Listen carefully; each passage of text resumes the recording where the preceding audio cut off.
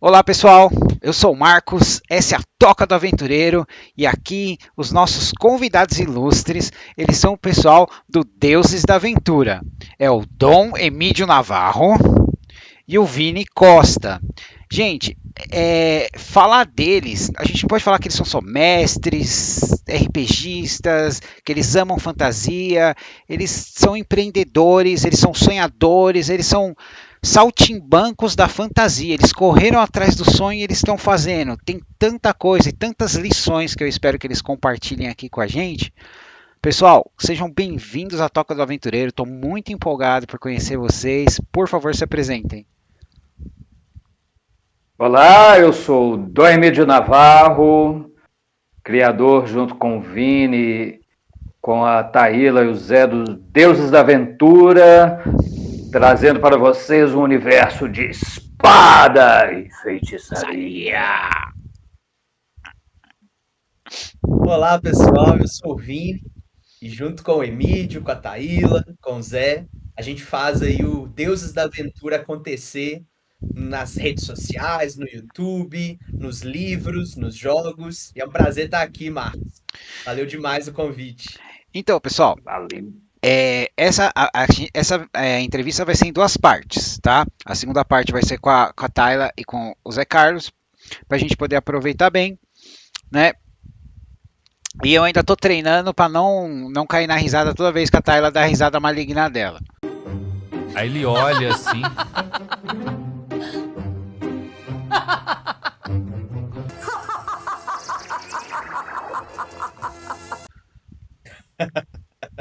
É boa demais. Não, eu pensei num jogo, um drinking game, gente. Quando essa campanha acabar, a gente vai editar toda vez que a Tayla dá uma risada maligna e tem que tomar um shot. Boa. Vamos falar com ela.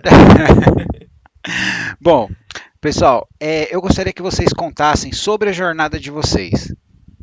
Como que começou? Bom, começou quando eu tinha 12, 13 anos, e eu comecei a rabiscar assim as ideias do Deuses da Aventura. Nem tinha esse nome, o nome foi surgir bem depois, mas comecei a criar o Planeta Arabel. Opa. E foi ali o primeiro RPG que eu tive contato, que foi o HeroQuest, que muitos nem consideram um RPG, né? Simplesmente um jogo de tabuleiro. Absurdo! Muita gente, quando eu comecei, já tinha o Dungeons and Dragons, eu falei, poxa, esse HeroQuest aqui, eu quero esse, pai. Eu acho que esse aqui pode ser bacana, diz que é RPG e tudo mais. Aí eu li, assim, bem diferente das coisas que eu jogava já com os meus amigos do D&D Caixa Preta, da Dungeon de Zanzibar, as regras bem resumidas e tal, mas se eu aplicasse, se todos alguns conceitos que já vinham ali do D&D, né, do storytelling, da narração, assim, do mestre, e explorasse em cima daquelas regras do HeroQuest, e dali eu fui criando todo comecei através ali das dungeons lá, né, com o bárbaro, o elfo, e dali eu fui, poxa, se eu for desenvolver o meu mundo, peguei uma cartolina, comecei a desenhar o mapa de Arabel, expandi aquelas regras do HeroQuest, e dali surgiu a ideia do Deuses da Aventura. Oi, Emílio. Aí a gente passou pro D&D. Deixa eu te perguntar, quando você pegou o HeroQuest, você já pegou com aquela caixa com a expansão que vinha o druida? O HeroQuest não, é a caixa básica mesmo. É porque teve uma caixa que ele veio aqui pro Brasil que já vinha em expansão dentro, que você já vinha com o druida. Não, era só aquela basicona, que é o bárbaro, o elfo, o mago e o anão. Ah, legal. Os únicos. E aí eu fui criando umas personagens, aí eu criei a Bárbara, e foi outros assim, né? Ah, tá. Os personagens foram criando, ia desenhando os mapas, e dali foi desenvolvendo. Só que aí comecei, tive o contato com o AD&D, Uhum. que foi através de uma troca, na verdade, muito louco, assim, né? Porque já tinha aquela notícia do AD&D e tal, das regras e tudo mais. E eu, com 13 anos, eu tinha uma coleção de Playboys. Tinha uma coleção de Playboys. E eu tinha também, já tinha ganhado o Dragon Quest clássico de Nossa, que D&D. legal, cara. Você ainda tem ou não? E a coleção de Playboys, Não, eu o Dragon recuperei Quest. ela. O Dragon Quest. Eu fiz questão de recuperar ela. Mas, o que aconteceu? Eu tinha um Dragon Quest, uma coleção de Playboys, Uhum. o Hero Quest e tinha um amigo de colega de escola, assim, que o irmão dele tinha conseguido o... Eu tenho aqui, cara, eu tenho aqui. Espera isso, você vai pirar agora quando você vê isso. Que eu tinha conseguido esses 2 livros aqui. Vou te mostrar agora. Este aqui. Ah, o Player's Tá dando pra Handbook. ver? Dá pra ver, dá pra ver. Esse aqui e essa belezinha aqui, ó. Dungeon Master Guide. Nossa! Cara, sabe Entendeu? o que eu tinha? Classicão da gringa. Sabe o que eu tinha? Não, mas em português, o Under Mountain. Ah, o Under Mountain, sim. Então, eu dei de, Eu tô pre... nessa época aí. eu dei de presente pra um amigo meu, com a condição que ele nunca ia mestrar pra mim. No- Mas aí o que aconteceu? O irmão desse colega de escola tinha esses 2 livros. Aí eu falei, Traço, eu quero ver esses livros, tal, tudo mais. Aí eu falei, aqui, você não quer fazer uma troca, não? Eu só quero esses 2 livros. Eu vou te dar a minha coleção de Playboy, o Dragon Quest e o Hero Quest. E aí você me dá esses 2 livros. Você acha uma troca boa? Uma troca, Aí ele ficou super empolgado. com certeza. Daí pra frente foram anos e anos jogando AD&D. Que Acho que foi foi quase uns 10 anos só de AD&D. Foi quando Foi eu onde comecei eu também. desenvolvi o... Foi onde eu comecei também, o AD&D. Acho que eu acho que o Covini caiu, viu? Vocês não estão me vendo, não? Nem me ouvindo? A gente tá te ouvindo, a Tô gente não vendo. tá te vendo. Você desligou a Ué. câmera? Não. Agora Deixa voltou. eu mudar aqui. Aí voltou. Voltou? Voltou. Você escutou a história das Playboys? Demais. Podia não ter ouvido, mas valeu pelo menos o Vou advance. mostrar que eu também recuperei as Playboys. Ó. Todas aqui. Fiz questão de recuperá-las. Informação demais. Informação demais. Uma questão de nostalgia e saudosismo. Ah, peraí. Eu tenho uma coisa aqui pro saudosismo pra você. Peraí. Deixa eu ver. Tá aqui. Achei. Tá na mão. Ih, meu caderno caiu. Ainda tenho o sonho de recuperar o Hero Quest e o Dragon Quest. Isso tá no meu... Eu posso te conseguir um contato para um Hero Quest, mas não sei se a pessoa vai vender. Ah. Nossa, esse é muito clássico. Nossa. Esse adoro. Agora esse aqui. E esse é o antigão, né? É, então, ó. Esse é... Ah, sim, esse é o... Que a Do Jambo Lobo acabou, Solitário, que a né? Jambo acabou de Lobo relançar o Solitário. Lobo Solitário, né? Sim. Eu encomendei aí, quando chegou, eu fui Eu guardar com deve. os outros, eu descobri que eu já tinha a primeira versão. Pois esse aí é o antigão. Eu tenho ele com da Jambu aqui, a Aham. releitura da Jambu e tal. Bom, Vini, Mas, pois é, dessa época, agora quero ver grande você, inspiração, mano. você superar a história das Playboys, Vini. Como é que é a sua história de origem? Tudo começou em Krypton, quando o planeta ia explodir? Não, minha história também ela começa ali nos 12, 13 anos com RPG. Mas o curioso da minha história é que eu comecei a jogar RPG também em colégio, mas o amigo meu que mestrava, né? Ele convidou o Uhum. grupo e eu entrei assim como um jogador. Ele trouxe só as fichas de AD&D. E foi por aí que eu entrei. Eu já entrei no AD&D. Só que, Marcos, eu não sabia, cara, que aquelas fichas elas vinham de um livro. Então, a grande loucura da minha história com RPG é que eu achava que RPG, quando eu comecei, era só as fichas. E Uau! que o cara ia desenvolvendo aquilo. E por que isso acontecia? Porque esse meu amigo mestre, ele tinha os livros, mas ele não levava para os jogos. Ele fazia tipo um mistério de que tudo aquilo era da cabeça dele. E que ele tinha pegado os Nossa! xerox das fichas e tal. Eu fui super encanado no RPG. Quando eu tinha lá para os 15, 16, eu fiquei uns 2 anos assim. É que eu descobri que era Dungeons and Dragons, aqueles que eu achava que esse meu colega inventava da cabeça dele.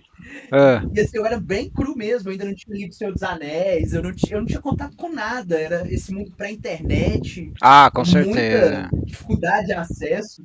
E aí que eu fui entender, cara, isso é um universo maior, é americano, traduzido, tem todo. Aí que eu fui começar a buscar, a entender. Aí, primeiro Dungeons and Dragons, o ADD que a gente jogava, saber que tinha Uhum. versões, aquilo pra mim, nossa, ficou louco. E aí, depois do colégio, aí eu já estava completamente encantado. E quando eu fiz minha primeira graduação, foi História, Uhum. na universidade, eu já comecei a adaptar o RPG para a sala de aula.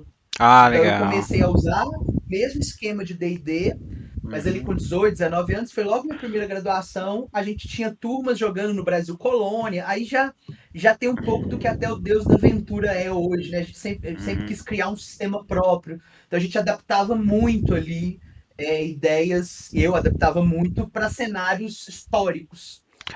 Você, Depois disso, é, você deve só ter depois gostado disso muito que a gente se uniu, eu daquele. e o Quando saiu. Emílio, para conversar. Acho que era pela Devir, se eu não me engano, é Mídia, que saiu o Bandeirantes? Desafio dos Desafio dos Bandeirantes? Bandeirantes, Se eu não me engano, foi pela Devir, não sim, foi? Pois é, acho que foi pela Devi. o Desafio dos Cheguei a Bandeirantes jogar inspirou muito, na assim, essa época. ideia dos RPG históricos, né? Uhum. Então a gente usava bastante. A gente fez cenário Segunda Guerra, Brasil Colônia. E aí, na época, para mim era uma coisa mais voltada até para educação. Assim, eu nem jogava mais nessa época por prazer, vamos dizer assim. Uhum. Só um pouco ali depois que aí, há uns 15 anos já, né? Eu conheci o grupo do Emílio. E aí entrei Para o lado e negro o da Emílio força. esse cara que mestrava na minha adolescência, É. ele era jovem, né? E tal, mas fraco, tadinho, se eu estiver assistindo. E aí eu conheci o universo, o jeito do Emílio mestrar e apaixonei, né? Aí fiquei Ah, apaixonado por Arabel e a mestragem que vocês assistem, que eu acho magnífica que o Emílio faz. Na legal. época a gente jogava, já estava no 3.5, D&D 3.5. Eu Foi passei as por tudo duas isso. grandes fases, de AD&D para 3.5, Uhum. o sistema O... do universo. Eu comecei com Mais de 20 anos. Só um pouquinho, né? A gente nem se sente velho. Porque na nossa época, pessoal, se você não fosse em alguma livraria específica, você tinha que dar sorte na banca de jornal, né? Exato. Mas então, pessoal, eu gostaria de pedir para vocês darem um conselho, né, para jovens mestres, jogadores, escritores, né? Que conselho que vocês poderiam dar? Nossa, vários. A lista de conselhos. O principal é segue a sua criatividade, faça as suas regras, não siga aquilo que está ali ao pé da letra. Vai na sua e na do grupo, vai na diversão do pessoal. Usa as regras necessárias, vai no simples, não vai em regras tão complexas, preza pelo storytelling, pelo que está rolando ali com os jogadores. E só usa as regras mesmo quando não tiver opção, quando for uma saída, aí sim você parte para o uso das regras, não deixa que a imersão da sua história seja comprometida por um vício de regras o tempo todo. Um conselho básico. Vini? E aí, Vini?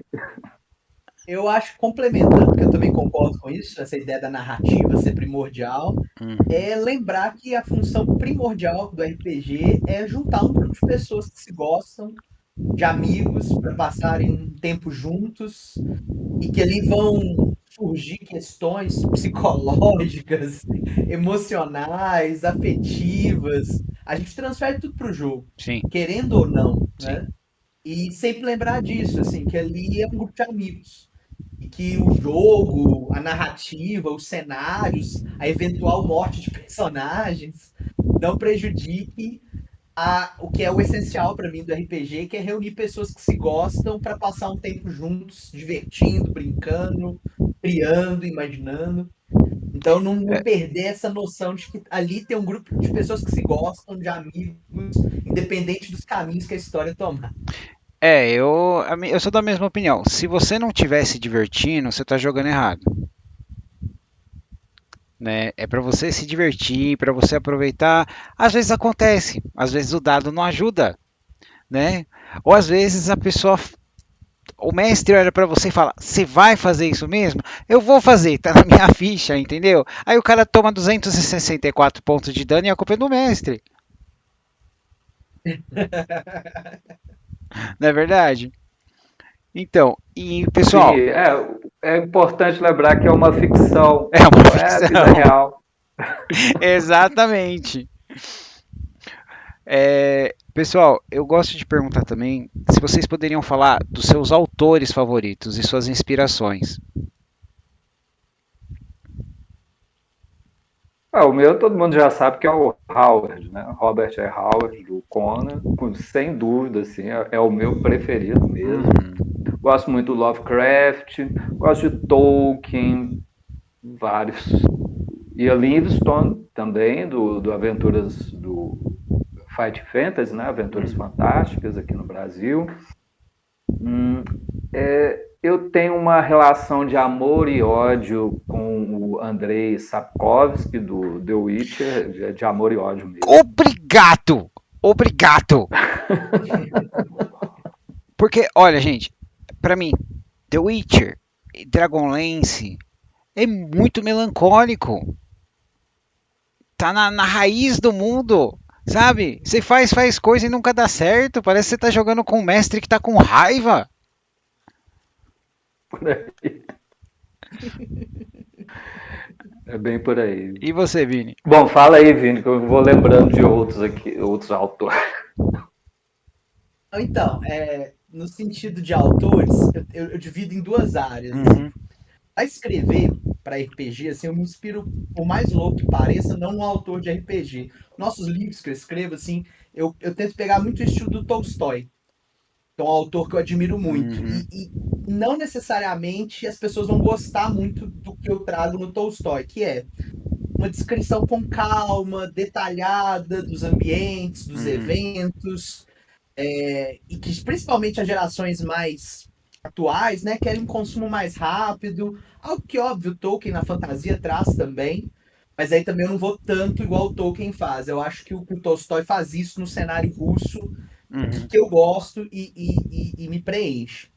No sentido de fantasia, aí pra mim é disparado, assim, o que eu mais gosto é o Herbert, é o Frank Herbert, do Duna. Sim, putz. É o autor, É, assim, que como escrita mais me ganha e eu entro na imersão. Tem uma coisa que eu gosto muito, o Emílio também traz muito, assim, que é uma dimensão meio mística do sagrado, uhum. e o Herbert traz isso misturado com a ciência, você não sabe se é científico, se é espiritual, se é da natureza. Então, eu acho que São esses maquinações dois das Bene estilos Gesserit, aí eu gosto também. né? Pois é, cara, pra mim a coisa mais genial já criada Aham. são essas magas, assim, do... Agora até no Star Wars trouxeram, né, uma coisa bem parecida aí que não ficou tão legal, mas É, tentaram copiar, aham, são as bruxas da força, mas aham. no Dune eu acho que encaixa perfeitamente, porque ele trabalha bem esse conceito do feminino místico, mágico, poderoso. Ah, eu sou Hum. apaixonado. Tem um autor polêmico que eu gosto, O quê? que muita gente olha assim, que é de fantasia, que é o John Norman, das Crônicas de Gore, saca? Então, eu saco, tá? Mas a questão é que a gente tem que olhar. Você não precisa provar tudo, mas você tem que olhar com os olhos da época. É que nem o Lovecraft. Ele era uma pessoa horrível. Sim, Ele era uma pessoa justamente. horrível, mas ele era um escritor brilhante, né? Robert Howard, escritor brilhante. Ele tinha um fogo dentro dele que consumia, que ele pulava de um personagem para outro. Mas ele tinha uma escuridão tão grande que estava aflorando cada vez mais, né? Acho que a gente tem que ver com esses olhos, Com outros olhos, né?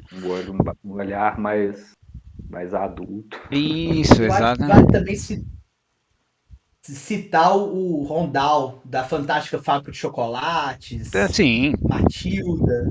Ah, eu Aham. gosto também daquele tom que é meio infantil perverso, sabe? Cara, eu, São autores que não aparecem tanto hoje eu, mais. eu adoro ler a série do Discworld. Ah, Terry Pratchett. Terry Pratchett, meu Deus, eu falo que é como se o Chico Anísio tivesse escrito O Senhor dos Anéis, né? É fantástico. Todo mundo devia ler pelo menos um dos livros do Pratchett. Eu recomendo Das Bruxas, que é um dos que eu mais gosto, né? E, pessoal, não sei se vocês conhecem a obra do David Gemmell. Não, esse eu não conheço. Oxe, Emílio, se você Não, também gosta, não. se vocês gostam de Conan, vocês vão beber na fonte. Porque antes meu favorito era Howard. Você quer ler um bárbaro, Howard? Agora, ó, tá? E é uma escrita completamente diferente e por alguma razão similar. Eu não consigo explicar. Tem que E os livros dele não, eles são como o do Howard, não são lineares, né? Mas, Então, eu vou resumir rapidinho o primeiro. O primeiro conta a história do Druss, chama Legend, certo? Os Draenei, que são como uma mistura de gregos com romanos, a civilização deles está indo pro saco e os Nadir estão ascendendo, que é como se fossem os mongóis. E tem uma versão deles do Gengis Khan. E eles vão entrar no reino por uma passagem. Essa passagem não é as Termópilas, Emílio. É uma fortaleza construída em escada. Cada uma é um nível, uma muralha. Só que eles estão com pouca gente. O comandante é um dos últimos companheiros do Druss vivo. E fala: olha, a gente precisa de você para salvar a nossa civilização. A gente precisa da lenda. O cara é um Conan aposentado de 60 anos que tem que viver à altura do nome da lenda dele. Ele vai para essa fortaleza para treinar os caras, para ganhar tempo para um general treinar um exército e trazer. massa. Que legal. Gente, Queria fazer uma menção honrosa. sim. Michael Land é um autor infantil que eu gosto muito. Uhum. Michael Land é o famoso autor de História Sem Fim. Puta, você tem que. É o cara que traumatizou as crianças com Artax. Você tem que trazer ele pra mesa. Isso é ser polêmico. Né? O Michael Land, polêmico. Não, Ele criticou horrores o filme que fizeram. com certeza, com certeza. É que Tem uma história. entrevista falando que o filme era uma orgia kit, que detestou. Mas realmente foge realmente do que ele criou, né? Então, eu entendo, depois de ter lido o livro mesmo, História Sem Fim, eu o entendo. A revolta dele, né? Sim, porque a obra História Sem Fim é maravilhosa. Sim, sim. Nossa, é fantástico. Não, é que eu só mencionei porque aquele filme traumatizou muitas crianças em muitos níveis, né? Porque não tinha como. Você não leu o livro. Então, eu acho que fazia parte da infância, sabe? Você assistia um filme que falavam que era ok pra você e você se traumatizar. O que você acha, Daquela Vini? parte do o pântano da Então, é tristeza, onde o é um Artax morre, negócio. Ali né? é tenso. Ou naquele filme, não sei se vocês lembram dele, A Lenda. Sim, sim. Cara, naquele filme, eu lembro até hoje, a hora que o escuridão saiu do espelho, minha irmã saiu correndo da sala gritando. Entendeu? Tinha que ser traumatizado quando você era criança pra você aproveitar melhor o filme, né? Bom, queria saber das inspirações de vocês, porque eu vejo muita coisa quando vocês estão fazendo as campanhas de vocês. Bom, uma das minhas grandes inspirações para criar o Deus da Aventura é o X-Men da fase do Chris Claremont. Opa! Tem muita questão social que eu trabalho no Deus da Aventura, de coisas com relação a preconceito, política e tudo mais, que foi muito a forma que o Chris Claremont encontrou ali para trabalhar, né, os fabulosos X-Men X-Men, e tal. isso, com certeza. É uma fase que eu gosto muito quando ele escrevia. Porque traz Então, saudade também, assim, né? é o que eu costumo falar, assim, o que o Vini trouxe de Game of Thrones, eu trouxe de X-Men. Mas Mas fala aí, Vini. será que isso vai acontecer, Vini, na nova magocracia? Eu gosto muito, assim, do Game of Thrones antes da fama, né? É, é. Eu, eu, eu acho a escrita do J.J. boa. Eu li os livros muito antes da série, assim, quando chegou no Brasil, eu só tinha o primeiro, depois esperei o segundo, e eu gosto muito dessa discussão política mesmo que ele faz. Depois eu acho que caminhou para a jornada do herói típica, né?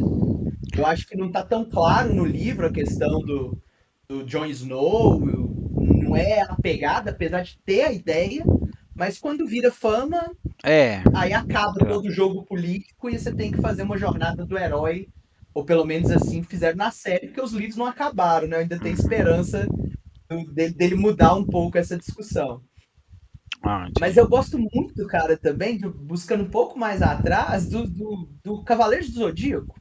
Sim, claro.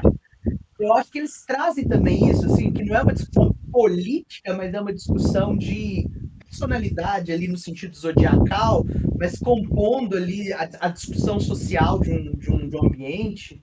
Então, eu acho mais profundo do que as pessoas veem nos Cavaleiros ali, esse debate que eles fazem sobre os arquétipos que existem na literatura. Sim, mas tem uma coisa que só depois de grande eu acho que a gente percebeu, né? Que pouco a gente discute.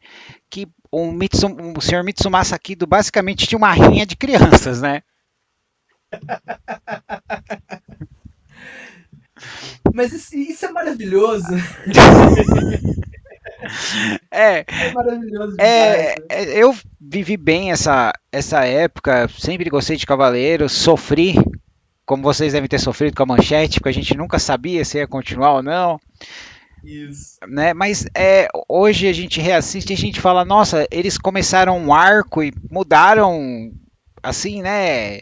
Que nem teve o arco quando começou os Cavaleiros de Prata, da Saori ser sequestrada, que ela começou a gostar do Seiya, depois eles abandonaram isso, né? Tinha aquela coisa que eles deram a certeza que a Marinha era irmã do Seiya, mas depois, sabe, tem aquela coisa da troca de ideia que quando você fica mais velho e reassiste, não sei se vocês tiveram essa visão, né? A gente fala, nossa, teve uns plot holes aqui bem grande, né? Sim. O que eu acho que é o maior é eles nunca explicaram porque a armadura de Capricórnio mudava de forma. Epa, eu acho que o Emílio caiu. O Emílio até caiu, né? Caiu, acho que acabou a bateria dele. Pois enquanto ele volta, eu acho que é isso. Assim, o backstage é muito bom. A Aham. narrativa de condução não é tão boa, né? Ou tem muitos furos que a gente percebe Sim. hoje. Mas eu penso nisso, assim, eu gosto do backstage. Até por comparação, assim, o Deus da Aventura, ele tem muito isso, assim. Uhum. Voltei. Voltou, né? E, É. Marcos, eu acho que isso Caiu até, aqui. assim, tá fazendo falta, sabe? Aham. Histórias com backstages Sim. maiores, assim, o público tem rejeitado a gente, nosso livro, né? Algumas pessoas elas comentam algumas coisas, né? Um que eu achei maravilhoso sobre influência, que um adolescente me mandou que ele percebeu muitas influências de One Piece. Eu Porra, nunca que assisti One legal! Piece. Eu achei tão legal, não, eu gostei Nunca demais. Claramente os assisti. autores assistiram e bebem One Piece. Eu nunca vi. Acho que Emílio também não. Não, nem começa, porque não vamos Nem viver para sei do chegar que no se final. trata.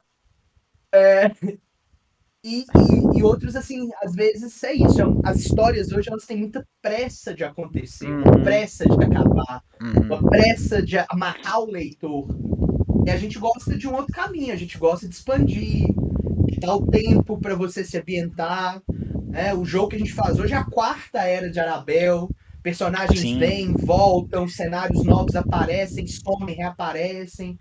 Porque eu acho que esses grandes trabalhos, né, o Duna que a gente citou, o Tolkien, eles se preocupam muito com isso que as gerações mais atuais, talvez pela internet ou pelo próprio movimento da vida, não curtem tanto. A gente quer sempre retornar nisso. uhum. Então eu acho que o Deus da Aventura ele é bem simbólico assim como trabalho nosso, não é só porque a gente escreveu, mas é porque É, ele mas funciona como um resgate mesmo para fa- nós de um faz o tempo sentido. passado. Eu vi uma entrevista com o Salvatore, o autor do Drizzt, falando que é uma discussão que ele tem com o Terry Brooks, criador de Shannara, que é nossa geração é a geração da televisão, dos autores do Duna, do Senhor dos Anéis, Hobbit.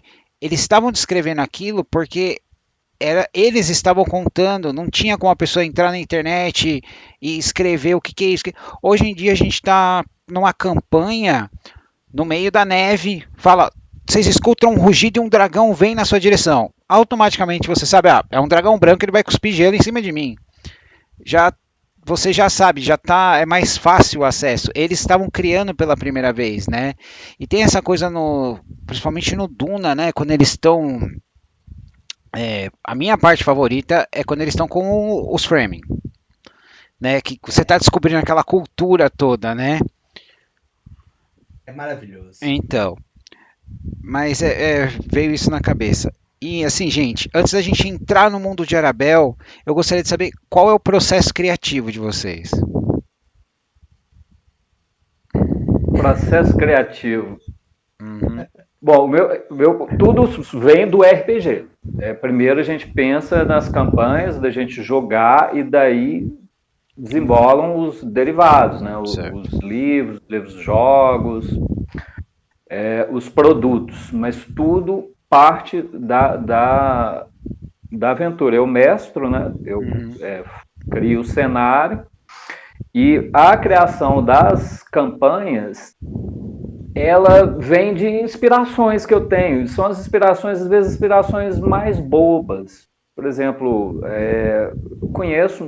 eu acabo conhecendo uma pessoa que tem algumas ideias filosóficas e espirituais completamente diferentes das minhas e uhum, tal.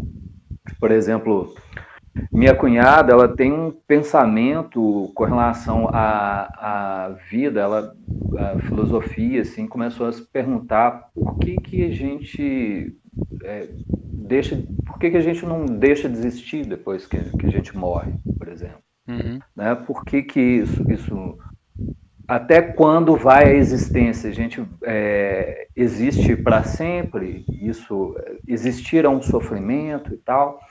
Eu comecei a refletir sobre isso. E aí eu criei a ideia da banalidade de Arabel. Eu personifiquei a banalidade de Arabel. Daí, esse conceito, essa energia da banalidade, ela foi ganhando vida dentro do universo ali e foi destruindo as fadas que estavam ali, os seres feéricos e consumindo tudo, né? Então, assim, vai desde de pessoas que eu conheço a coisas que eu assisto também.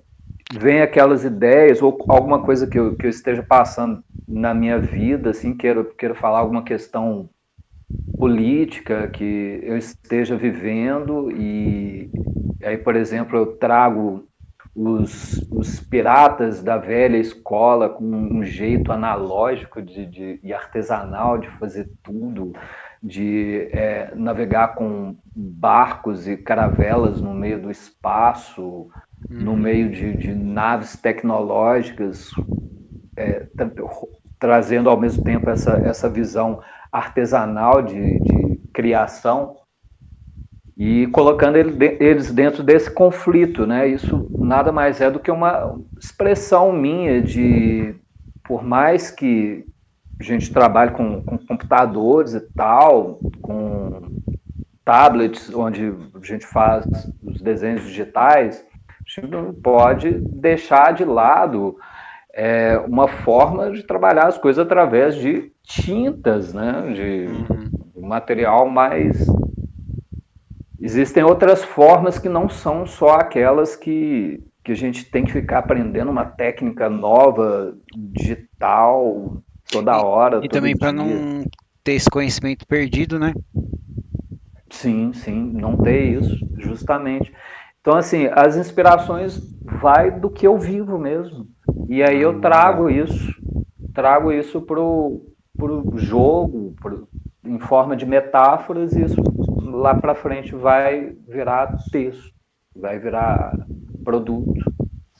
Ah, legal. E você, é um Vini? reflexo do que eu vivo. Eu gosto muito de pensar em personagem e no que as pessoas não diriam no mundo da realidade que possa ser projetado no mundo da fantasia, explícito. Então, se a gente não tivesse essas amarras que nós temos sociais, de socialização, aí na fantasia eu tento libertar disso. Então, as ambições, inclusive a maldade, é mal mesmo, né? A bondade é bondade mesmo. Então eu tento pensar o ser humano livre da amarra social do mundo real, porque já que é um universo fantástico, a gente quer o... E aí talvez isso torne o universo nosso mais humano que a própria realidade, porque lá se expressa tudo de humano que existe. Ah, legal. Porque assim, para entrar assim no mundo de Arabel, eu vendo vocês jogarem no começo, eu tive que prestar bastante atenção na narração, porque eu queria entender o mundo, né? E eu visualizei assim, como se fosse, principalmente a parte da árvore, é como se fosse quando tivesse plantado Yggdrasil. Ela tá se esticando pelo universo, pelas realidades. E quando você fala dos nômades, né? Eu imagino aqueles barcos do Planeta do Tesouro, né? Com aquelas velas solares, tal. Foi essa impressão que eu tive. E a maneira que vocês vão narrando, eu achei muito interessante, pelo roleplay, pela construção do lore, porque tem hora que eu fico assim, né? Vocês falam, tal, é que eu não quero dar spoiler para quem não assistiu, mas por exemplo, eu ri demais quando vocês chegaram no lugar e falou: quem são vocês? Aí, você não me reconhece, né? Tal, você deu aquela jogada, assim, puto, foi fantástico. E a outra, né, que o Emílio chegou e falou: eu vou falar para as aranhas, fazendo não sei o que, não sei o que. Aí o Emílio: as aranhas estão com medo.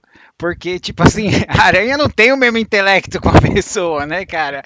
E eu acho que isso complementa tão bem. E de pouco em pouco foi me conquistando, eu querendo saber mais, e a gente tem que prestar atenção porque vocês são personagens que são jogadores fazendo coisas de jogador, às vezes os dados não ajudam, mas eles estão indo para uma jornada que eles estão se tornando deuses, né? Eles estão virando Sim, como os deuses do Olimpo substituindo os titãs. E foi essa isso, impressão que eu tive no exato. mundo de vocês, né? É exatamente isso. Cara, A ideia, eu não sei como vocês. Eu, não, eu sou mestre de RPG e eu não consigo guardar tanta coisa na minha cabeça. por isso a gente escreve, a gente tenta anotar tudo, Né? faz os livros e tal, Sim, sim. E que é falando. muita Mas coisa. às vezes até a gente se confunde, Marcos. Mas é Ah, isso mesmo. Se Sim, a gente se confunde. a gente se confunde, às vezes tem que lembrar, porque uhum, assim, eu tava tentando catalogar no Deus da Aventura quantos personagens tem no livro, né? Nem nessa certo. campanha que a gente tá jogando. Pra você entender e o público entender, essa campanha ela tá na quarta era de Arabel. Sim. E o nosso livro ele conta o que aconteceu nas 3 primeiras eras Uhum, anteriores. Então, quem lê o livro consegue acompanhar um pouco melhor o que está acontecendo agora, apesar da história ser nova, independente. Tem uhum. personagens que reaparecem. Eu mesmo interpreto um outro personagem que Ah, é o Eve, eu faço que isso também. volta. Eu E faço isso aí, também. eu parei de contar, porque eu tô registrando, ainda não acabei, Uhum. mas a gente estava com mais de 1.000 personagens no livro. Meu Deus. Meu Deus. Então, Sério? assim, Ah, até o Emílio tá citados, né? surpreso. Até o Emílio, a gente Bem, vai estar quase no final, mas eu acho que vai chegar nos 1.200, 1.100 e poucos personagens. Meu Deus. Quando eu falo personagem, nome de De cidade, não só. local. Eu sou uma É, negação para nome. Eu sou uma negação para nome. Para mim é quem, o Emílio gosta de é o criar os William. nomes assim, É o tipo William ou o John a John? cidade dos gnomos. Aham. Como é que chama, Emílio, a cidade dos gnomos de Arabel? Hintrintar Trondum. Nossa. Hintrintar Trondum. Explica por É, quê. É reverência ao é o Chapolin? barulho, é o barulho das engrenagens de um relógio. Ah, entendi. Simplesmente isso. É uma onomatopeia. Então, No já. processo criativo, quando eu faço as aventuras, faço bem analógico, eu vou escrevendo, vou te Uhum. mostrar um pouco assim, das minhas anotações aqui para você Aham. ver. Dá para ver daí? Sim, sim, dá pra ver, dá pra ver. Só espero que você não esteja mostrando spoiler, que aí depois o pessoal congela a imagem pra ler. Ah, não, aqui tudo já foi. Vai lá. Então, gente, falar um pouco do livro, Isso eu aí. achei incrível, porque Já é, tudo anotado. é uma jornada a de vocês, e vocês, por favor, falem do livro, mas também falem que vocês estão publicando em inglês. Sim. Inclusive, o Nau dos Insensatos já está disponível no Drive-Thru RPG em Uhum. inglês, né? The Ship of Fools está lá já disponível. Vem aí Even the Wizard também, Vai ser a história né, do por esses Eve, dias. É, mas é uma história de origem ou é só tipo um conto, uma aventura? a origem. Fala aí Vinícius. A gente escolhe a origem, né? Esses livros do Good of the Uhum. Past, Aventuras de Bolso, são livros de RPG solo. Uhum. E aí a gente conta um pouco de origens, de histórias paralelas da história principal. É.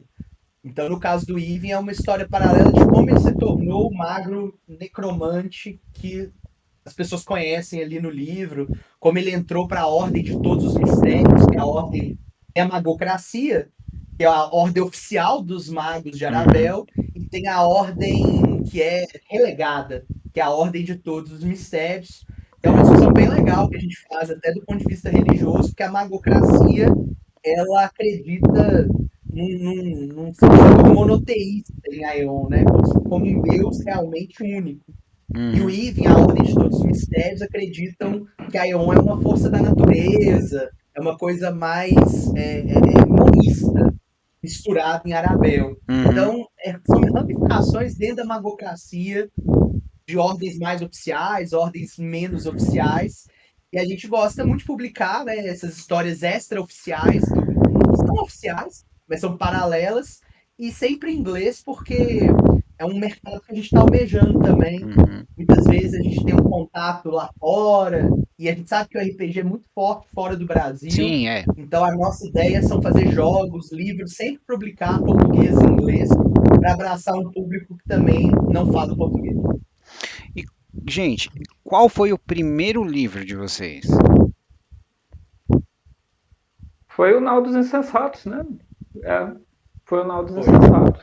Não, é porque eu sei que vocês têm outros títulos publicados para adolescentes e infantil também, né? Que não são de Arabel, mas são títulos de vocês também, né? Sim. O primeiro livro é o Anal dos Insensatos. Uhum. Esse livro está disponível lá na Amazon, português, inglês, no Drive-Thru RPG, no Pague Quando Puder. Se quiser só ir lá e baixar, a gente aceita. Mas se Não, quiser tem que deixar ajudar, uma gente, tem que contribuição no ajudar, valor que vocês poxa. quiserem, pode. Uhum. E esse livro, só para você entender, Marcos, ele é um RPG solo. E é um livro que você vai escolhendo os caminhos que você segue. Esse primeiro nosso, o Anal dos Insensatos. Então ele é um livro bem legal de ler, jogar, se divertir. E conta a história da chegada de personagens até Arabel. De como eles saíram da Terra. E aí é um pouco de um spoiler para quem está só assistindo a gente no YouTube, né? Uhum. É um contato muito forte entre Arabel e Gaia.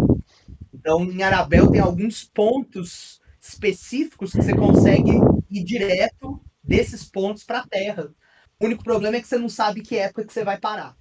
Você pode cair no século XV, no século 8 a.C., no século 30 da Terra, mas a gente brinca com essa conexão entre os dois planetas também nos nossos livros. Ah, que legal, gente. Eu também queria perguntar um pouquinho da arte, porque a arte, ela é muito old school, né? Ela tem aquele toque assim que me lembra muito aquelas artes antigas, de tipo de contos de fada, estilo Contos de uma Noite de Verão ou Irmãos Grimm, sabe? Ficou muito legal, porque ela não é assim certinha, ela tem essa coisa fluida no traço, né? Como é que foi? Sim. Porque é só você que faz, Emílio, a arte? Sim, eu que faço todas as artes do Deus da Aventura. Meu processo, eu trabalho muito com a ideia de mixed media, né? Mas eu começo tudo no papel. Primeiro, eu penso no tipo de papel que eu vou utilizar, a textura do papel, e depois os materiais. Assim, acho que você vê um pouco dos materiais costumeiros, dá para ver o resultado, né? Que tá um pouco da minha área de trabalho aqui dos materiais.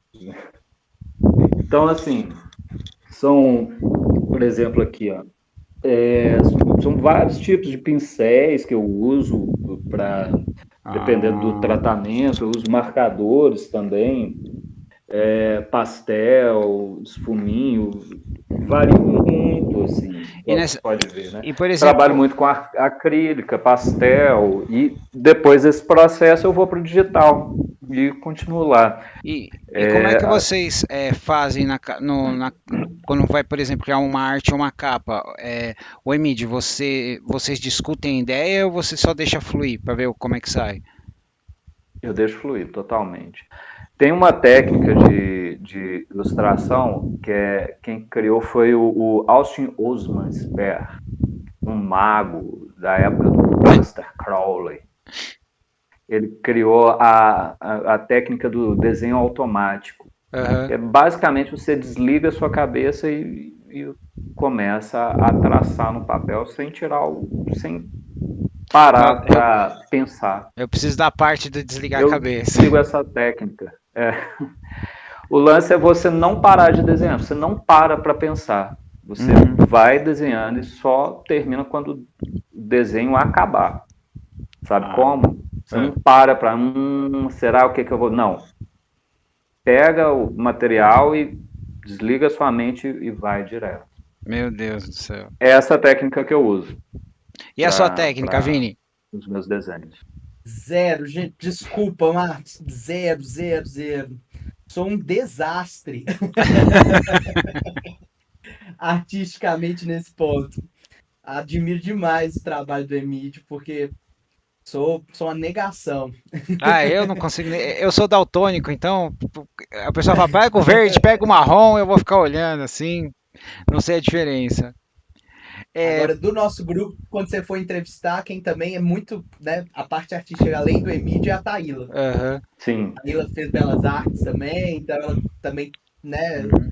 desenha bem pra Vocês, caramba e vocês todos estão num, que eu falo que é num, numa área de arte, de educação, né, de exploração, assim, porque vocês são bem comunicativos, são bem mão na massa, é verdade. né? E falando em mão na massa, gente, eu gostaria que vocês falassem como é que foi o desafio de criar um podcast. Porque é um desafio. Porque tem a parte financeira, a parte técnica, a parte do que a gente não faz ideia. E isso para muitas pessoas, não só para jogadores de RPG, para alguém que quer ter uma voz para falar, é um sonho, é um desafio. Como é que foi para vocês assim? Quem que deu o primeiro passo? Falou, vamos lá? Eu vou até puxar essa, Emílio, pode? Vai lá. Porque eu tava vendo umas anotações nossas, assim, em 2016, a gente, quando publicou o nosso primeiro livro, que foi Uhum, Anal dos Incessatos, a gente teve até a Bienal aqui em Minas, assim, nós vendemos pra caramba, foi um final de semana super legal, assim, que é histórico. E aí, nesse dia, eu tava vendo essas anotações, eu e a Emília, a gente traçou o que a gente queria.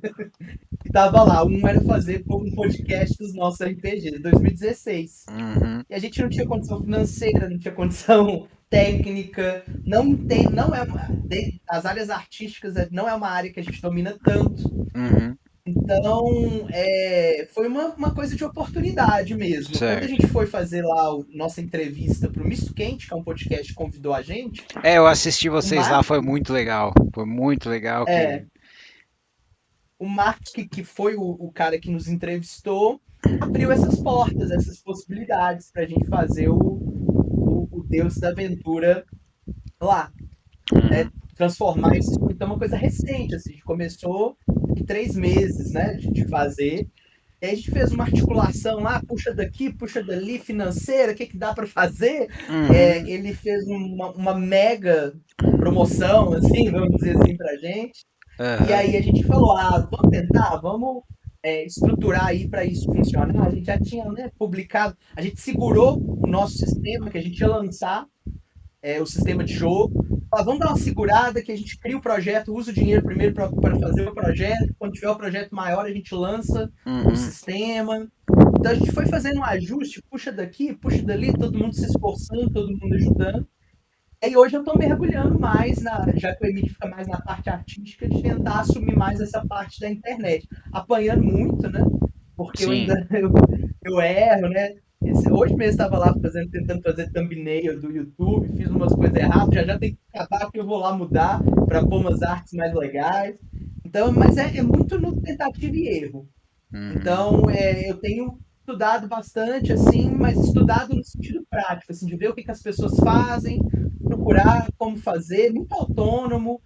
E aí o TikTok começou a bombar, nosso TikTok passou de 6.000 pessoas, aí a gente foi pro YouTube, aí foi pro Instagram, e aí hoje está funcionando um pouco melhor, mas eu confesso que é bem difícil essa parte. Ah, com Para todos nós que certeza. sonhamos, assim, né? Montar o canal, fazer arte, fazer edição, Uhum.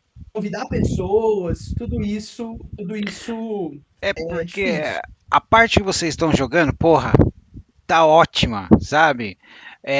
Eu não sei como o Emílio consegue manter aquela cara de poker dele, sabe? Quando o pessoal apronta alguma coisa, mas essa parte tá legal, mas eu tô olhando, eu fico pensando na parte técnica, né? Como é que tá funcionando para eles? Como é que eles estão como é que tá tendo o retorno, a parte eletrônica, sabe? Tudo isso fica na cabeça, imaginando como é que tá. Porque o jogo tá excelente, mas eu fico imaginando os desafios pro pessoal. E todo dia evolui uma coisa, se você observar, Marcos, assim, Uhum. a gente tá no 6º jogo e cada jogo é de um jeito. E cada jogo a gente percebe uma coisa que vai mudar, né? Sim. Então, hoje a gente estrutura 3 câmeras, uma fica no Emílio, uma fica Uhum. nos 3 jogadores e uma para pegar o mapa de cima. Certo. A gente precisa ter um operador de câmera que fica lá trocando as artes, fazendo em tempo real. Tem hora que funciona melhor, tem hora que a gente ainda está acertando, vamos dizer assim, não tá pronto não. E é um desafio, né? Tem internet funcionar em alta velocidade, luz pra caramba, acertar a iluminação, acertar ainda né, backstage.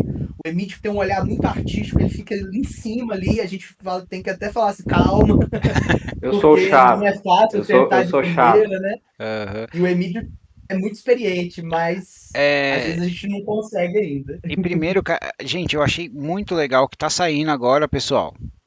Eles estão editando, tá saindo em pequenos capítulos para vocês acompanharem as aventuras deles. É ótimo para vocês passar o tempo, porque às vezes, quando tá uma transmissão ao vivo, vai uma hora e pouco, a gente sabe que nem sempre dá, né? E Isso. eles estão fazendo a audionovela deles. A gente consegue ver eles ensaiando a versão deles de Canavial das Paixões ali deles, né?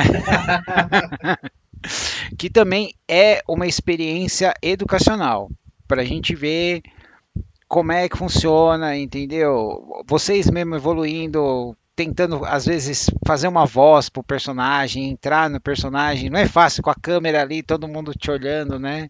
Não é que nem numa cabine de dublagem que você tá com o texto, tá com o microfone e já era. Da onde que veio essa ideia? Qual que é o desafio de toda essa parte? Porque eu acho que é excelente pro pessoal que A tem uma ideia, deficiência, né? a ideia veio do Vini, da audionovela, foi do Vini. Aham. Eu só comprei a ideia. Ela, Conta a ela história, Vini. Você veio, mas é que porque eu tinha arquitetou o isso aí. Emílio para sustentar a parte de direção de atores. Ah, sim. Porque, para quem não sabe, o Emílio é ator e trabalha com isso. Então, eu falei assim: você topa colocar seu nome em risco com 4 amadores? Mas é legal ver lá ele dirigindo a gente, né? Ele troca a voz, imposta desse jeito. Uhum. E a ideia foi que ainda vamos lançar, né, o produto editado. É realmente um produto de áudio para mergulhar no mundo de fantasia de Arabel, nesse primeiro momento, na parte mais sombria, dos vampiros, Sim, jogos de sim. poder. Então a gente quer criar um ambiente bem sombrio. E aí Gente, a ideia é a gente fazer vídeos e áudios com é, desenhos, mas trazendo um outro tipo de ambiente.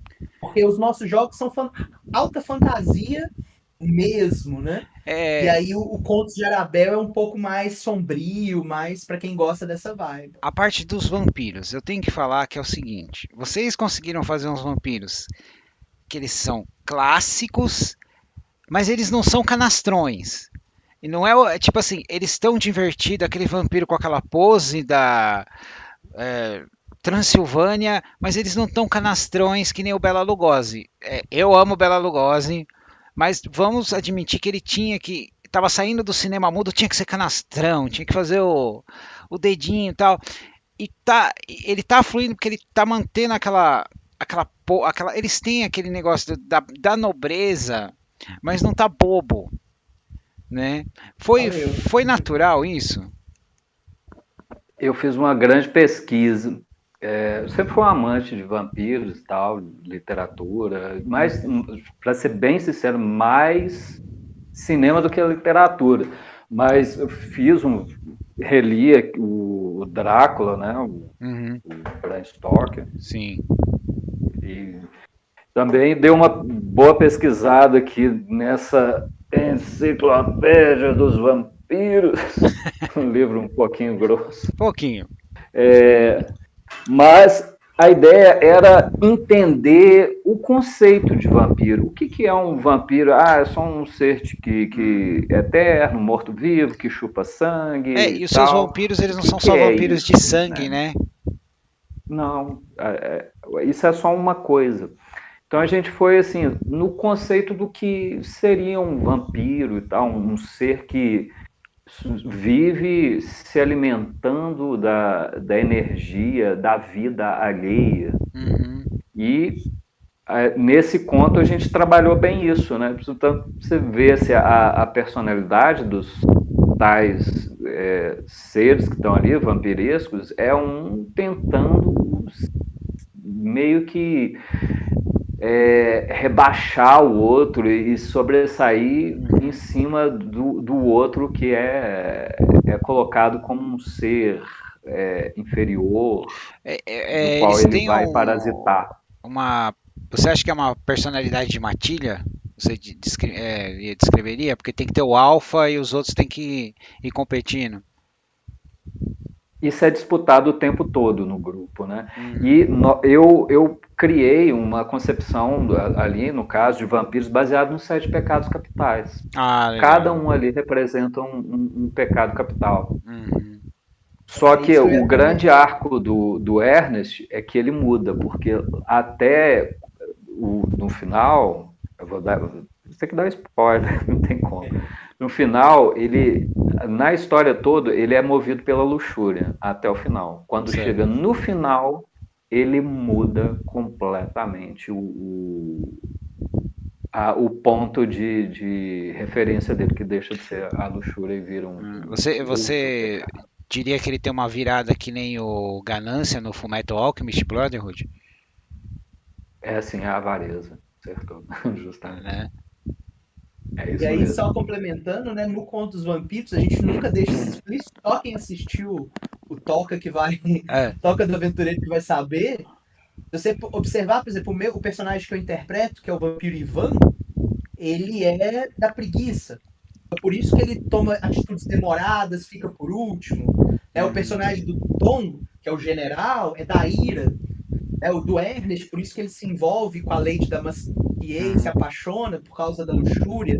Então, se você for lendo os personagens pelos pecados capitais, você vai entendendo as atitudes deles no jogo. Puta, gente, muito legal. E eu queria que vocês falassem um pouco, gente, da loja de vocês e dos produtos, tá?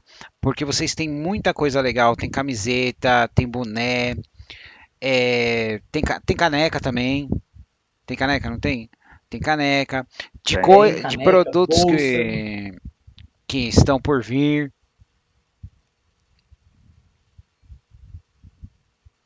A lojinha Deus da Aventura é uma parceria nossa com um Uhum. amigo que é o Ed. Ele tem a loja é a Regra Básica, que é onde a gente vende, né? Nossos produtos, regrabásica.com.br.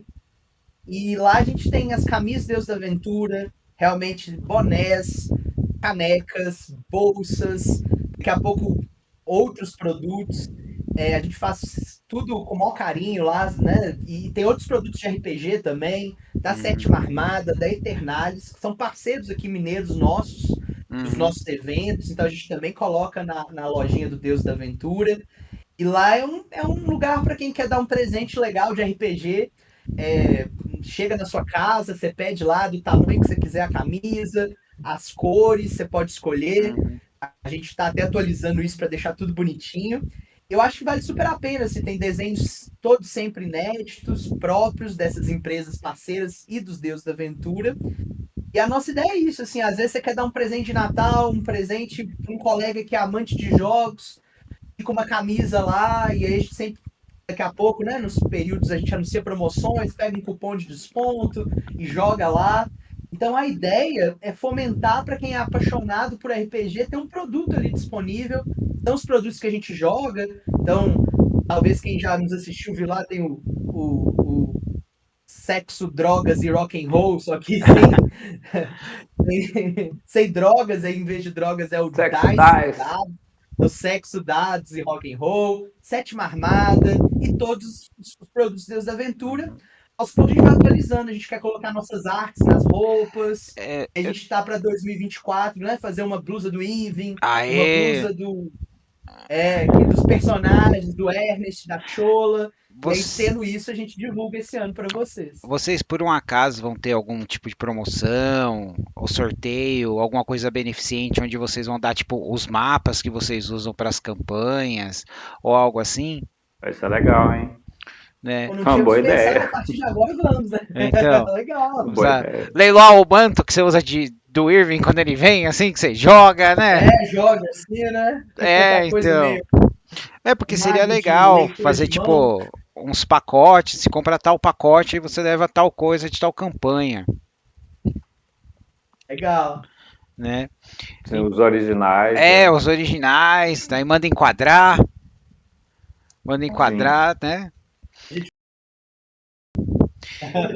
Então, pessoal, tem alguma coisinha aqui do mundo de vocês, de Arabel, que vocês acham que eu esqueci de falar? Porque é tanta coisa, tão complexo, gente. É uma jornada, é uma jornada. Eu considero que Uhum. o Mundo de Anabel hoje é o maior lore brasileiro que existe. Tô sendo meio arrogante, mas é verdade. Bom, mais de 1.200 Talvez seja, eu personagens. parei para pensar nisso com relação à criação, ao que se tem desenvolvido, talvez seja realmente assim, Eu de acho. extensão, de personagens, talvez seja. Nunca parei para Então, assim, tem pensar, mas muita nossa, coisa pra galera descobrir, né? Tem a cidade de Hansarden Arden, tem os povos livres e a grande vaca, que é uma loucura que depois o pessoal vai conhecer. Tem as terras de Glinteriff, Uhum. as várias terras dríades, o território de Castelora e Vampírico, o Império das Ruivas, Beijo das Fadas. O mapa de Arabel ele é gigante, ele tem muitas áreas a serem exploradas. A gente sempre leva, né, tenta levar os personagens para esses locais, para apresentar esses locais para as pessoas. É, São muitas tavernas, muitas cidades. A cidade dos gnomos ela tem uma importância fundamental na Terceira Era, porque é uhum. a cidade dos relógios, tem toda uma discussão do tempo em Hinklin Tartondum. Então, é uma lore muito grande, assim. Eu até sugiro que as pessoas vão entrando com calma mesmo, a partir das histórias que elas gostam mais. Mas Pra, Arabel é um mundo é, gigante. falando um eu pouquinho. acho que muito assim, é porque eu vou muito numa questão assim, se eu coloco um personagem em cena, ele tem que ter alguma coisa, ele tem que ter um porquê de estar ali. Uhum. Então, assim, eles vão lutar contra 7 magos, né? Igual na última Uhum. sessão. Esses magos não pode ser simplesmente um mago que solta magia e ok. Não, cada um, eu quero especificar cada um, criar a história de cada um desses magos, colocar a característica, o jeito de cada um fisicamente, psicologicamente, trabalhar esses personagens. Eu gasto muito tempo nisso, na criação dos personagens, dos lugares, do cenário e tudo mais. Mais nisso, na construção disso, do que pensando para onde que a trama vai exatamente, sabe como? Eu não sei. Eu gosto de. É igual quando eu desenho. Eu pego o lápis e deixo a minha cabeça livre para ir aonde o lápis quer ir. No É, RPG é a mesma coisa. gente, Eu tenho um mundo, eu tenho um cenário, mas a coisa vai. falando um pouquinho do lore de vocês, uma coisa que eu achei bem legal é, por um exemplo, falando das ruivas, né, dos ruivos, ou dos nômades, é, vocês colocam o tipo de diversidade sem colocar aquela mão pesada que a gente sente hoje em cima, querendo dar uma mensagem política. Vocês colocam uma coisa que faz sentido, é da cultura, né? Eu acho isso muito importante, porque hoje em dia tá difícil você pegar uma obra e não vir com aquela mão pesada, sabe? Tentando passar uma mensagem. Às vezes você só quer ler uma coisa para você se divertir, né? E Sim. fluiu assim de boa, foi intencional. Não, é intencional. Eu coloco muito de maneira intencional, assim, porque eu quero falar sobre política, eu quero falar sobre atualidades, eu quero mostrar pontos de vista diferentes Uhum, mas sem ódio, vamos fazer isso de uma maneira leve, sabe? uhum. Sem tanto pré-julgamento, e de uma maneira, vamos deixar as coisas um pouco mais irônicas, mais na brincadeira, assim. E Eu acho que funciona é muito melhor, bem. sabe? Funciona muito A bem. ideia, vamos deixar as coisas leves. Existe essa intenção, vamos fazer a coisa leve. Cara, ficou Sim, muito bom. No meu caso, assim, só complementando rapidamente, É. Marcelo, a ideia é muito assim. É um filósofo, eu sou filósofo de formação, por isso que eu estou citando, né? Que é o Rancière. Uhum, E ele tem uma coisa que me marcou muito para escrever, que ele fala que o espectador é emancipado. Então ele faz uma crítica muito forte quando a arte ela quer ela direcionar a mensagem política que tem que ser dada. uhum. Então a gente pega muito nessa ideia de assim, ali tem mensagens políticas para você ver de todas as maneiras que você quiser.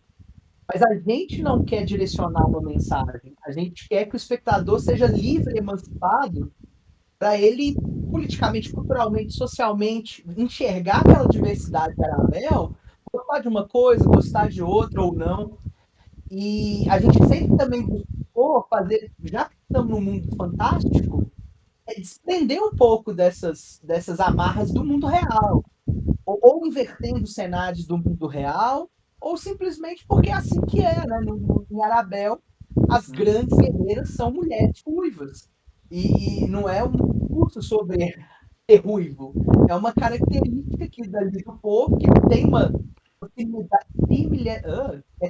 similar invertidamente ao mundo real, vamos dizer assim, porque as ruivas são minorias aqui Aham. no nosso mundo, né? E lá elas são as grandes guerreiras que dominam, mas não é um discurso proposital da gente querer passar uma mensagem que a gente quer conduzir o espectador a pensar como o autor pensa.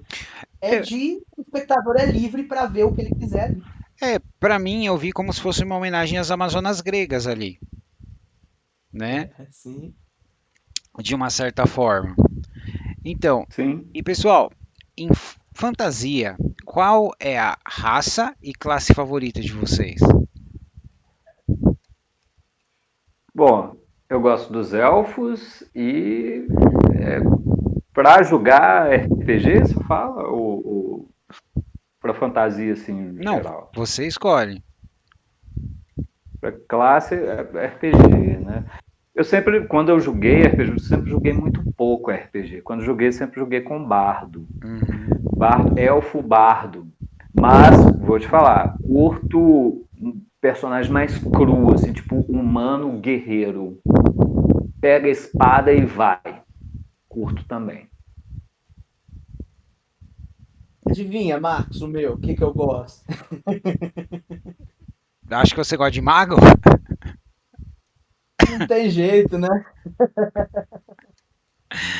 Eu, Eu gosto de Mario. eu gosto de jogar de anão ranger. Quando eu jogo? Faz anos que eu não jogo, só mestre. Mas só um adendo, eu gosto de jogar de mago porque sempre era o que sobrava nas nossas campanhas. Uhum. Porque a gente tinha uma turma bem combeira e bem da porrada e dos poderosos, arcanjos, Aham. e guerreiros e fortes. E aí eu sempre pensando no grupo, em prol da coletividade, eu escolhi alguém para equilibrar o jogo de força. E aí eu fui escolhendo os magos. Chegou um momento que não tinha muito jeito. Aí eu fiquei só de mago. Ah, mas às vezes a gente gosta e vai embora com a classe, né?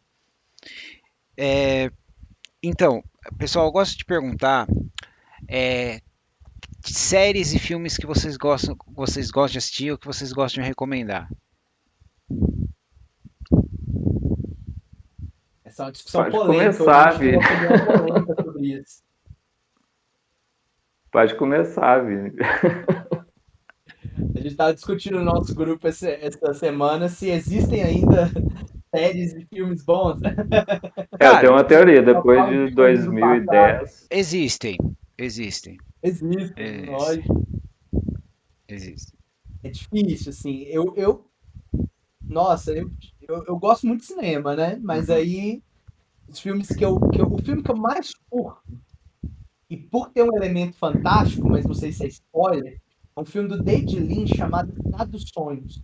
Ah, porra, Esse Pô, nossa. esse filme, pra mim, é o filme que eu mais, assim, viajo nele por causa disso. né? É um spoiler no título, a Cidade dos Anjos é a cidade... Como é que... A Cidade dos Anjos não, desculpa.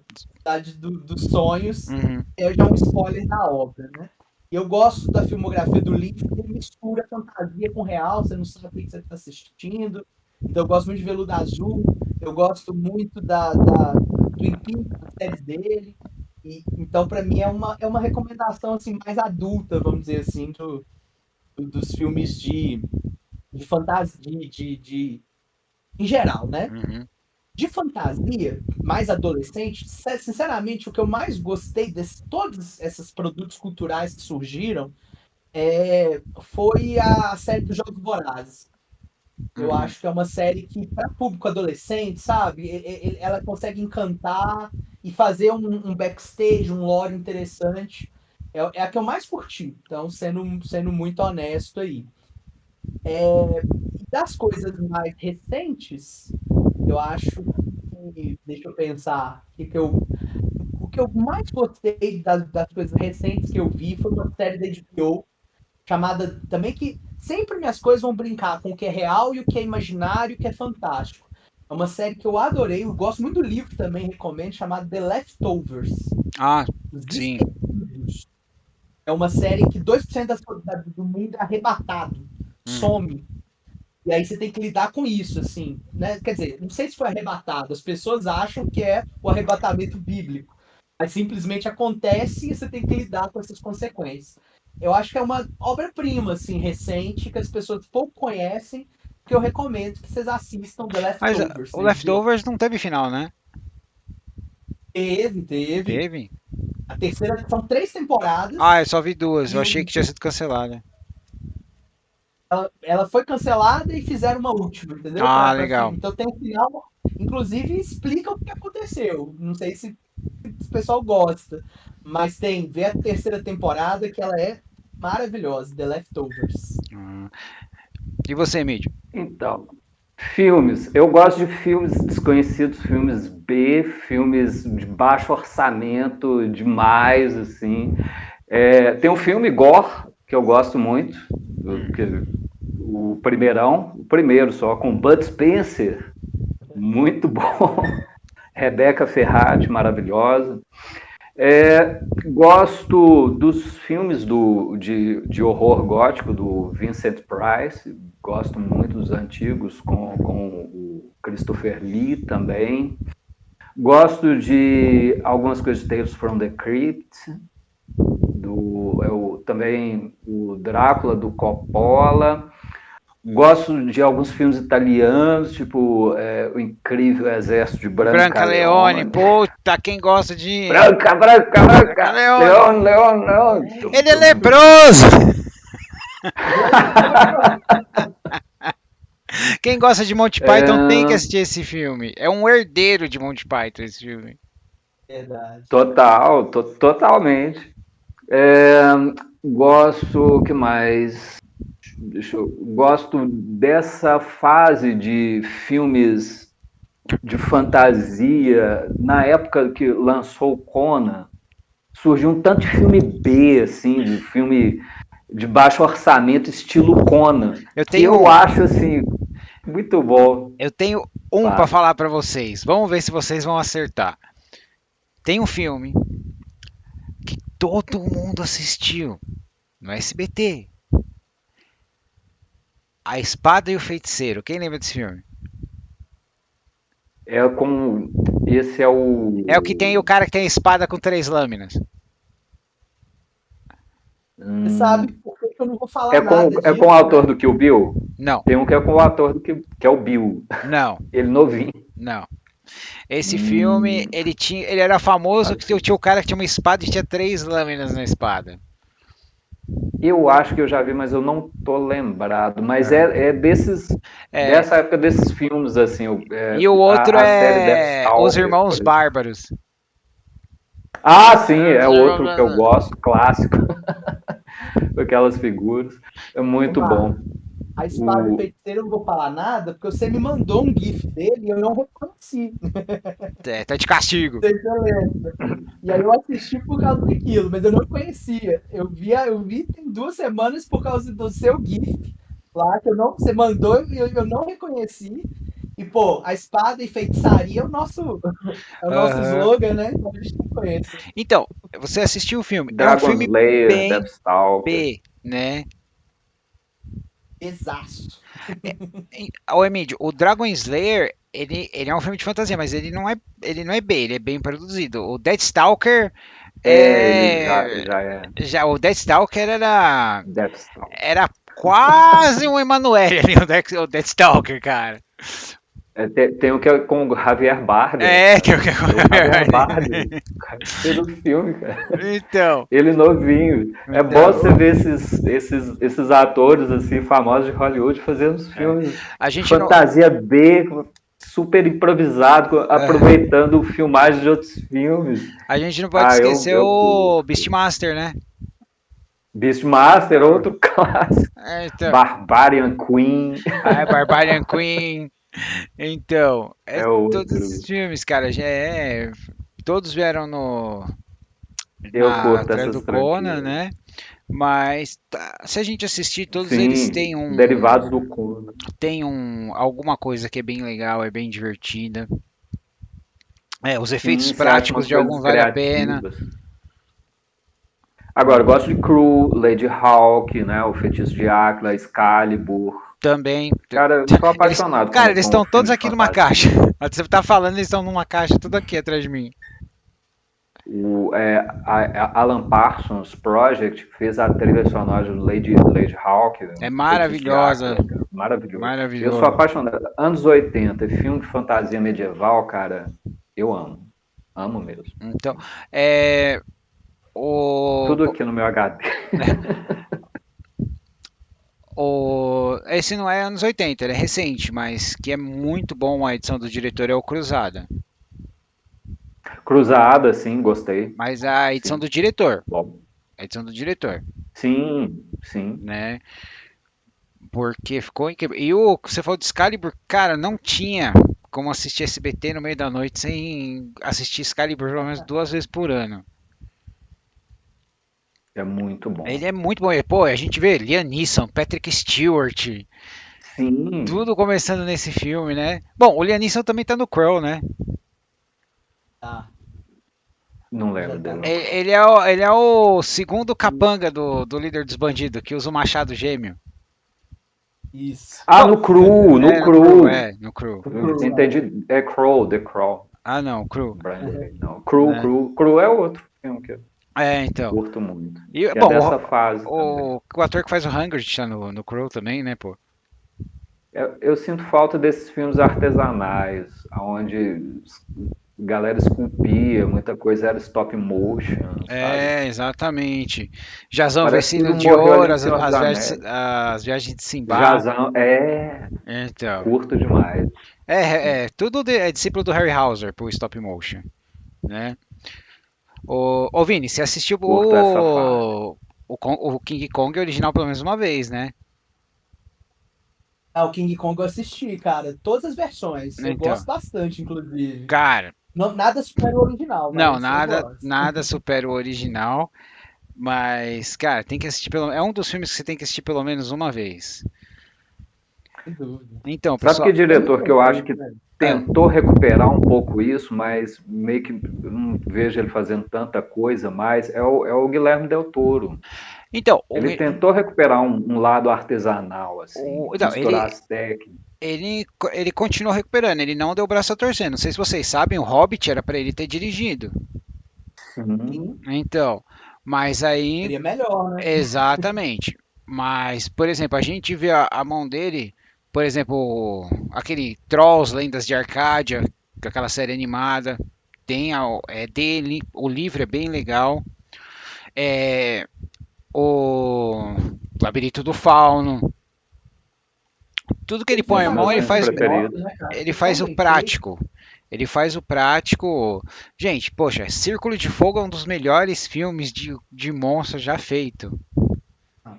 Círculo Cara, eu de não Fogo é assisti, você obra-prima. acredita? O primeiro. Eu não assisti, tem que Você não assistir. assistiu? Nossa, cara, Não, você não tem assisti. que assistir. Você tem que assistir. Eu fui no cinema, entrei de novo pra ver na próxima sessão. Eu fiquei muito impactado. Muito, cara. Eu fiquei assim, caramba, velho, isso ainda existe? Exatamente. E foi o Círculo de Fogo, o Labirinto do Fauno. Gente, o Pinóquio que ele fez stop motion pra Netflix, aquele filme quase me matou. Não Então, vi. isso que eu ia falar, o Pinóquio dele ficou lindo demais, cara. Nossa, Eu cara. parei ele na sombra da água. Ah, Eu queria fazer uma menção honrosa de diretor, Porra, que eu é. gosto muito. Assisti todos os filmes. Tarantino. Com certeza. Não tem Tarantino. como não citar Tarantino. Não tem, não fazendo o tem. último agora, né? O último filme dele. Vai ser o último filme dele, né? Eu gosto muito dos E tem um diretor também, Odiados. um diretor sueco, que é o diretor de Square, filme Square. Eu Só sei que eu qual é. esqueci o Eu nome sei qual é. dele. Eu sei qual Eu é. gosto muito É, dele, acho muito bom também. é o, Mas é o ele que não tem fez nada a ver com agora fantasia. Então, o... então, gente, Ai, eu queria. Agora a gente chegou naquela parte, né? Do que vocês já deram os spoilers da mensagem. A mensagem. O Vai lá, nosso Vini. momento Você que é o Karine, de fazer a filósofo. mãozinha de jazz. Cara, eu gosto muito, assim, tem uma frase de um filósofo, vou citar um filósofo que eu gosto bastante, que é o Wittgenstein. Uhum. Tem um livro chamado Tratado Lógico Filosófico, em que ele escreve um livro que são só axiomas. Uhum. Então ele não escreve um livro prosa. São só regras do pensamento lógico humano. E a última regra dele é uma frase que eu levo muito para minha vida, assim, e aí eu trago para vocês, que ele fala que sobre o que não se pode falar, Uhum. deve-se calar. Eu acho Certo. essa frase bem legal, assim, sobre o que não se pode falar, deve-se calar. Eu implico, ele não fala, mas é uma implicação de leitura. Então, sobre tudo que se pode falar, deve-se falar. Uhum. Então, eu acho que isso tem a ver com a fantasia, com a imaginação também. Então, os limites da nossa mente é o limite do que a gente consegue pensar. E o que a gente não consegue pensar, a gente não fala. O resto, a gente fala, escreve, se expressa. Então, sobre o que não há o que se falar, deve se calar. É uma frase que eu levo para mim, o resto eu falo e não me calo. Legal. E você, Medium? Velho, eu não sou muito bom de frases, mas eu deixo um pensamento que é a base ali, muito que o Howard sempre passou, né? Ainda mais, e ela é muito válida para os dias de hoje, que nós vivemos num mundo onde é tecnologia para todos os lados e nós estamos perdendo um pouco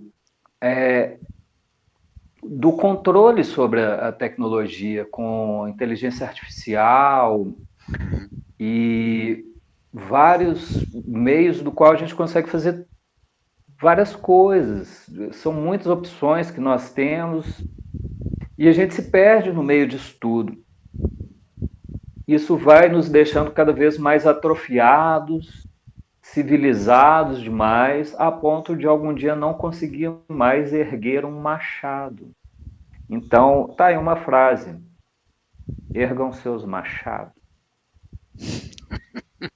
contra a feitiçaria.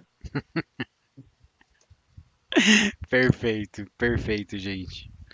Bom, pessoal, é isso. Vocês falaram tudo o que eu queria e mais.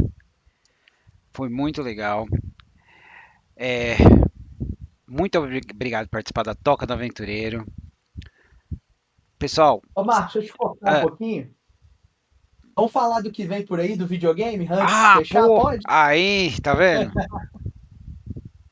Sim, Porque a gente fazendo com o maior carinho aí o nosso jogo. Deixa o Emílio falar um pouquinho. Porque a gente tá falando de artesanal, Uhum. e é um jogo bem artesanal. É o próprio Emílio que tá fazendo. sim, É uma sim. área também que ele trabalha de jogos digitais. E vem aí o Deuses da Aventura em videogame. Fala aí, Emílio.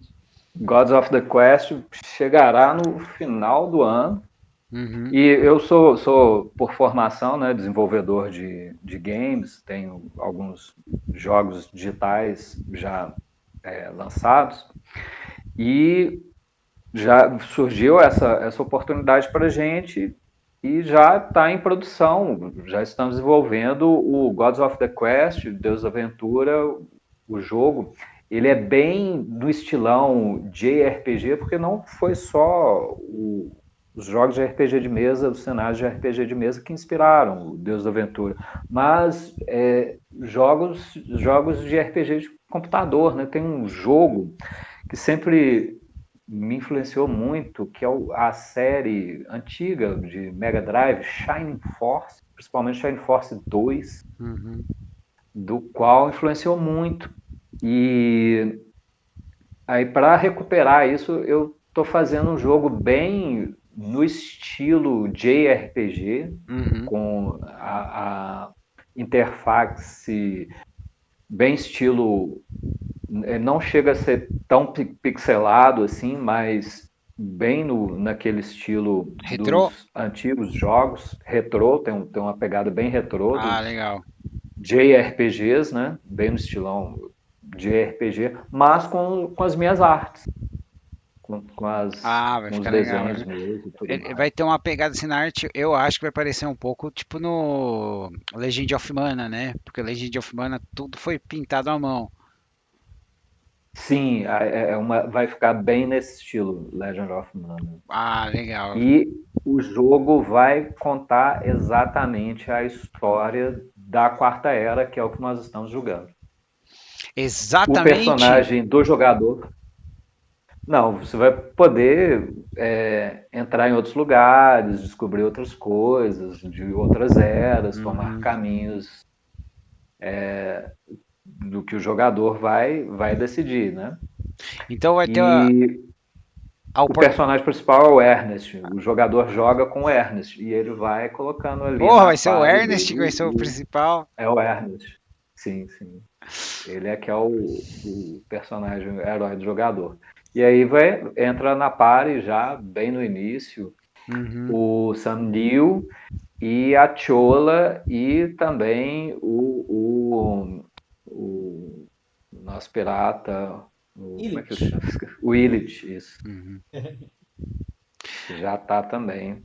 Então a gente vai ter a opção de não se aliar à nova magocracia? Vai ter. Vai ter essa opção. Pode ter. Ô Emílio, deixa eu te perguntar. Vai ter, sim. Eu acho que, né, você concorda comigo que tudo fica melhor com piratas? Ora, pois. O Pirata foi muito a minha maior influência no Deus da Aventura. Não, porque é a classe que eu criei dentro do Deus da Aventura para eu notei porque a gente tem piratas em vários mundos de fantasia, mas normalmente eles vêm depois, né? O pessoal fala, precisa ter um pirata aqui, tal. No caso, já o pirata já é um tempero do cenário, né? Eu achei isso muito legal. E é uma frase que eu escutei uma vez: tudo fica melhor com piratas.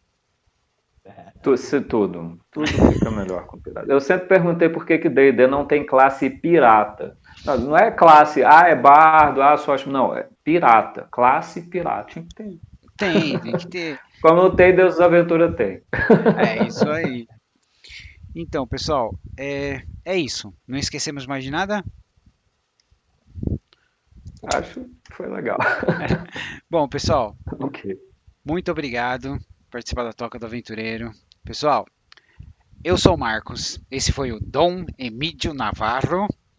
Tá concorrendo. Você e o Mestre Secom estão assim com os bigodes mais definidos do RPG Nacional. Tem que fazer um concurso. E o Vini Costa. Muito obrigado mesmo por participar da Toca do Aventureiro, pessoal. Até a próxima. Muito obrigado. Até a próxima. Valeu demais, Marcos. Nos vemos no próximo com mais espada e feitiçaria.